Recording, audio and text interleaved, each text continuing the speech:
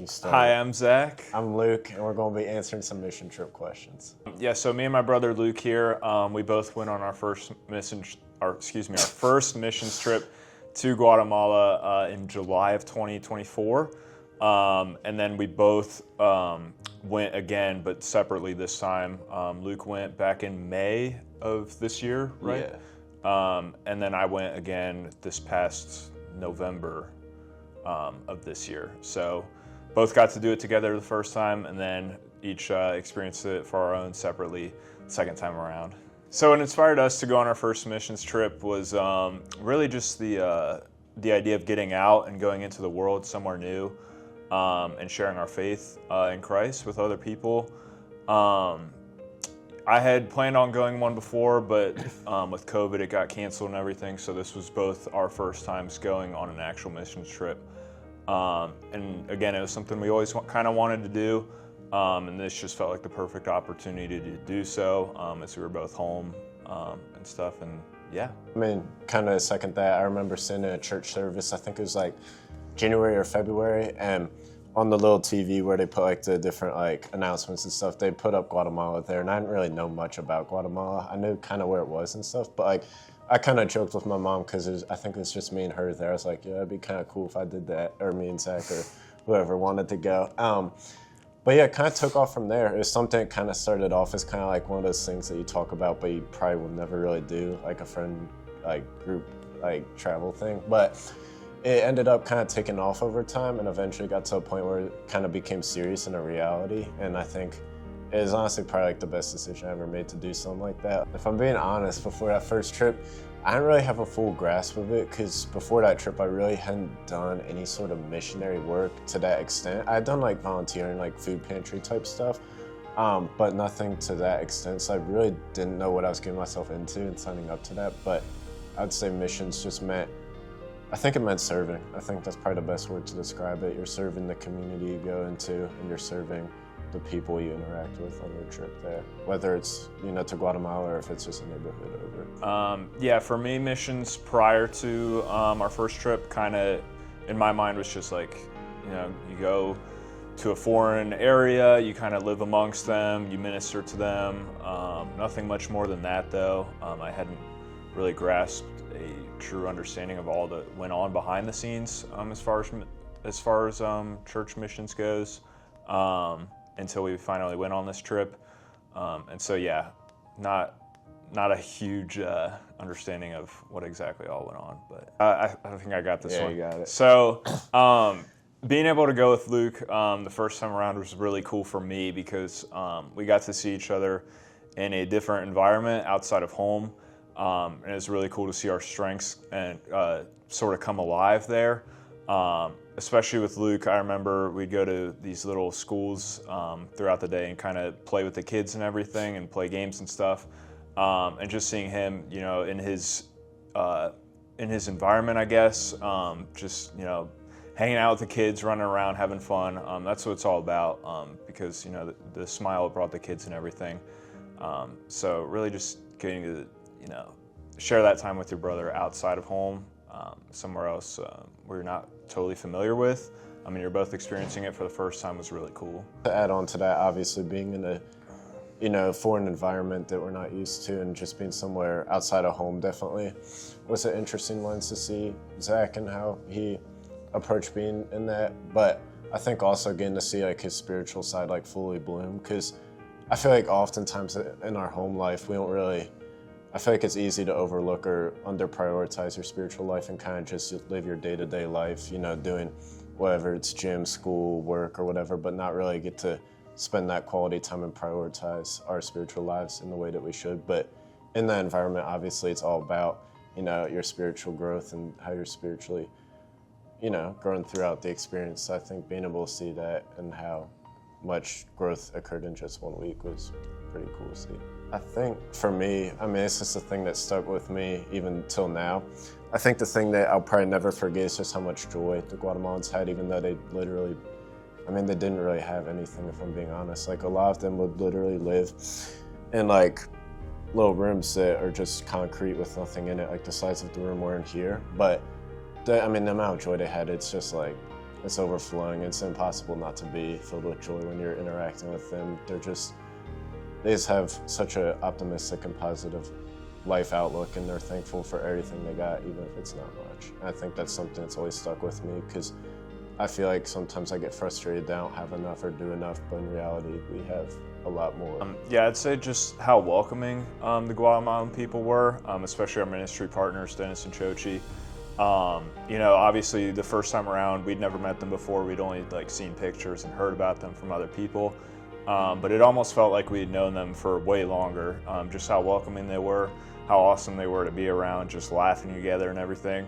Even though our Spanish isn't that great and we don't know half the things they're saying, it's still a good time with them, just seeing their passion for the Lord, and serving their community around them, and all the kids, coming together to be with them and stuff. So yeah, that's one thing I won't forget about those people. And then going again this past time, the same people and everything. Those guys are pretty cool. The main way I saw God work is just the unity we had, and just how on fire we were, and just during worship and stuff, everyone was singing along and everyone was having a great time. And even though there's a language barrier, it felt like it was just one voice singing out, and just being able to see, even though we're from different parts of walks of life and different languages and different everything. And for me, I'm going to second that, just because for me, I wasn't able to attend some of the meetings we had before going on the trip because I was still at school. And so, when it was time to go on the trip and everything, that was pretty much my first time meeting the team and everyone. I still wasn't super familiar with everyone, besides a handful of people. But once we got going, once we got there, everything just kind of clicked. We had great leaders leading us along the way, telling us where we need to go, what we need to do, and everything. And again, just everyone coming together, putting their heads together. We got one shared purpose while we're there, and I think we accomplished that pretty well. I know one thing that the missionaries often say, especially a couple days prior to leaving, is even though we're serving, this mission trip will also I guess fuel you's the word, or fuel your spirit. I don't know how to explain it, but I feel it kind of makes sense. It'll grow you spiritually is kind of what I'm trying to say. But I think the way it did that truly is how it changed me, and just the growth we had on the trip. Yeah, for me, especially on the second trip, just getting out of your comfort zone. Obviously I mentioned the language barrier and everything, and the lack of sleep and everything, but at the end of the day, the Lord will provide. And that was really cool to see, because, it's easy to just sit there and complain, be like, man, I'm tired. I don't want to do this today. I'm sore. They don't know what I'm saying and everything. But, just seeing the joy that brought the kids, again, everything, just being there, being present with them, that's all they really cared about. And so at the end of the day, it's really not about you. And so once, I kind of figured that out and everything, nothing else really mattered when it came to just, bringing those kids joy. And, I never really felt any lack of anything while I was there, which is weird because it wasn't what I was expecting going into it.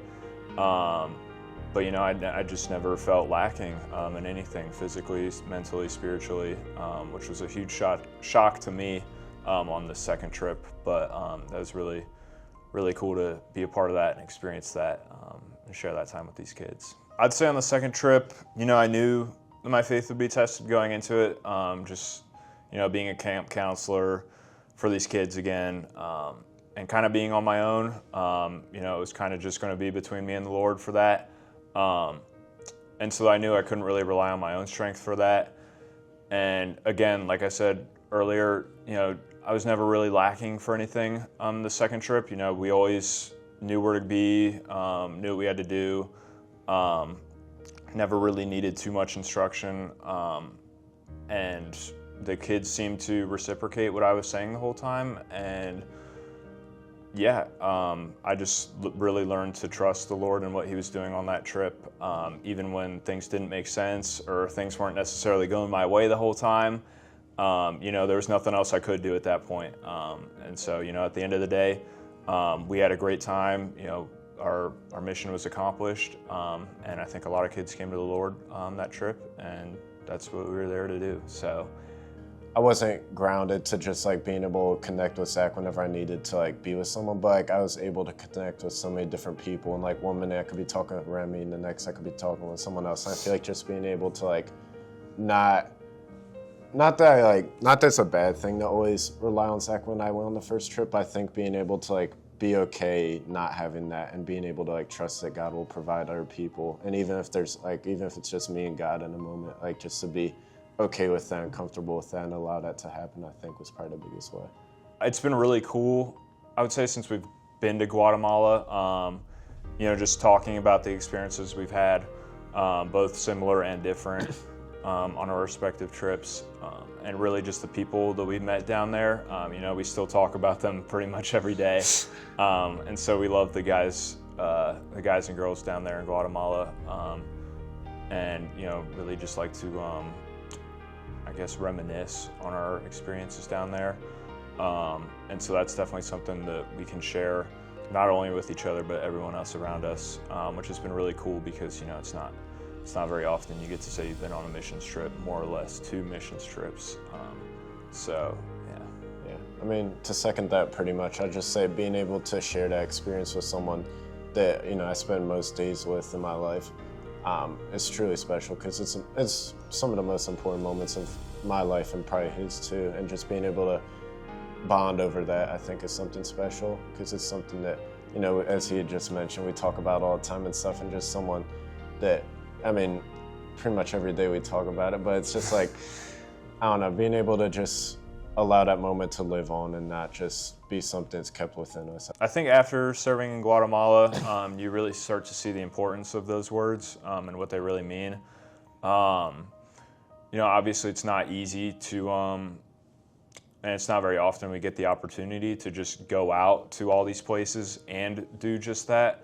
But that is kind of the calling that some of us have on our lives. And so just seeing the work that missionaries do and stuff, and some of the work we got to do in Guatemala over these past couple years, there's great importance in that because, at the end of the day, it's about saving souls. So, and God values each and every one of them. So, I think it's a calling that all Christians have on our lives. Some of us, it could be somewhere as far as Guatemala, but even if it's just like your next door neighbor, someone you see at a grocery store, I think it's a command that can apply to any walk of your life. You don't have to necessarily go, across the world to serve that purpose, but I think just being able to have that be something that's in the priority of your mind and priority of your spiritual walk is something that is left with me. The way I think someone could live out the Great Commission in their own lives, in their communities, and I heard this recently, but just inviting Jesus into everywhere you go, whether, like he said, that's at the grocery store, or you're just out and about at school or something,